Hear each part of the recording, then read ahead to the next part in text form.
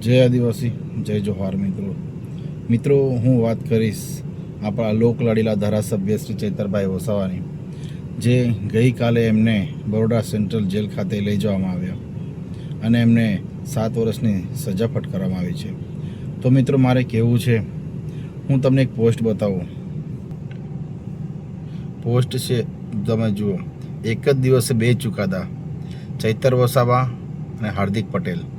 ચૈતર વસાવાને 7 વર્ષની જેલ અને હાર્દિક પટેલને કેસ પરત ખેંચાતા ક્લીન ચીટ. જો તમે ભાજપમાં જોડાઈ જશો તો તમારો કોઈ પણ વાળ વાંકો કરી શકે નહીં, અને તમે ભાજપ સરકારના ભ્રષ્ટાચાર વિશે બોલશો તો તમને 7 વર્ષની સજા થશે. ગુજરાતમાં ભાજપની તાનાશાહી, હિટલરશાહી. મિત્રો, સવાલ કરો તો સજા, મૌન રહો તો મહેરબાની. આ છે ભાજપ સરકારની હકીકત. વાત બિલકુલ સાચી છે. અને મિત્રો, કહેવાય કે આપણા લોકલાડીલા ધારાસભ્ય શ્રી ચૈતરભાઈ વસાવા પર આજે આ રીતે એમની પર આજે 7 વર્ષની જે સજા સુનાવવામાં આવી એ ખરેખર ખોટું થયું છે. આ દેખાતું છે મિત્રો, હમણાં તમને બતાવી એ રીતે પોસ્ટ કે એક જ દિવસે 2 ચુકાદા હતા. તો કેમ આ રીતે? કેમ? ધારાસભ્ય ચૈતરભાઈ વસાવા આમ આદમી પાર્ટીના નેતા છે એટલે, અને હાર્દિક પટેલ ભાજપના નેતા છે એટલે. કંઈક ના કંઈક આ સવાલ પણ ઉઠી રહ્યા છે. અને સાથે સાથે તમે જુઓ, એક માતા જેમનું 17 દિવસનું નાનું બાળક હતું. મિત્રો, એક ખૂબ નિંદનીય વાત છે. હું તો ખુલ્લામાં જ કહું છું કે જેને પણ આ કાવતરું કર્યું છે, આ બાળક પર તો એમને થોડીક રહેમ કરવી જોઈએ હતી. 17 વર્ષનું બાળક છે, તો એ બાળકને પણ આ રીતે આ લોકો લઈ ગયા છે માતા સાથે. તો આ બિલકુલ ખોટું કરી રહ્યા છે એ લોકો. એમ તમે જો, એક બીજી પણ તમને પોસ્ટ બતાવો મિત્રો. આ પોસ્ટ જાણવા જેવી પોસ્ટ છે, તો આ પોસ્ટ બતાવો. ભાજપ સરકાર બાળકો અને મહિલાઓ માટે સુરક્ષાની મોટી મોટી વાતો કરે છે. તો આ શું છે મિત્રો? તમે આ પોસ્ટમાં જોઈ શકો. એક નાનકડું બાળક, આ નાનકડું બાળક બચારું આ રીતે એમને પણ, એમની માતાને પણ જેલમાં લઈ જવામાં આવ્યા છે. તો આ શું છે? એક માં પોતાના બાળકનો લદને અસુરક્ષિત છે. પોલીસ સલામતીના બદલે તેને જ કસ્ટડીમાં લીધી. આરોપીઓને બચાવવા તંત્ર તૈયાર છે અને સરકાર મૌન છે. આ ધ્યાનથી વાંચો મિત્રો. કાગળ પરના દાવા, હકીકતમાં ક્યાં?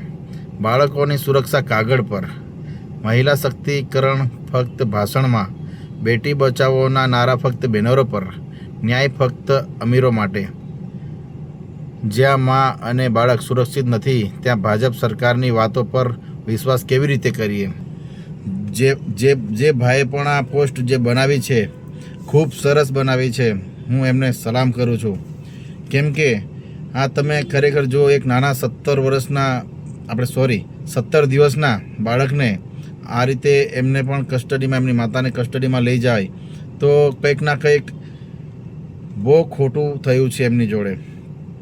કહેવાનો મતલબ કે તંત્રએ થોડું વિચારવું જોઈએ હતું કે નાનું બાળક છે તો એમના માટે કંઈક વિચારવું જોઈએ હતું. તો એમને કસ્ટડીમાં લીધા.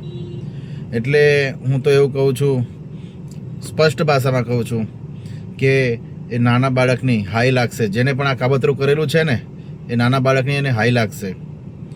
કેમ કે મોટા માણસ તો ચાલો સમજ્યા, પણ આ નાના બાળક પર તો થોડું દયા કરવી જોઈએ હતી. એટલે હું તો કહું છું ભાઈ, જેને પણ આ કાવતરું કરાવેલું છે ને, નાના બાળકની એટલી હાઈ લાગશે ને, બહુ હાઈ લાગશે. એની બહુ ખરાબ હાલત આવશે જેને પણ આ કાવતરું કરાવેલું છે. આ મારો વિડીયો બનાવવાનો માત્ર ને માત્ર આ એક જ કારણ હતું કે એક નાના બાળક પર દયા કરવી જોઈએ હતી. નાના બાળક પર આ લોકોએ દયા નથી કરી. હું બેટી બચાવો, બેટી પઢાઓની વાત કરે છે. મોટા તાઇફાઓ મારવાનું બંધ કરી દેજો. જો તમારાથી આટલું થતું ના હોય તો મોટા તાઇફાઓ, ફાકા ફોજદારી મારવાનું બંધ કરી દેજો અને શાંતિથી પોતપોતાનું કામ કરો. બરાબર? ફાકા ફોજદારીઓ મારવાનું બંધ કરી દેજો. કેમ કે મને આ જોતા મને એટલું દુઃખ થાય છે કે ન પૂછો વાત. નાના બાળક પર થોડીક દયા કરવી જોઈએ હતી.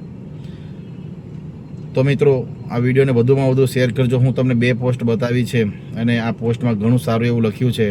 એટલા માટે હું કહું છું કે થોડી દયા કરવી જોઈએ હતી. એટલે આ સરકાર કંઈક ના કંઈક હવે જે કોઈ સારું કામ કરતું હોય એને સારું કામ દેખાય નહીં અને આવા ષડયંત્ર કરીને નાના બાળક પર પણ આ લોકો રહેમ નથી કરતા.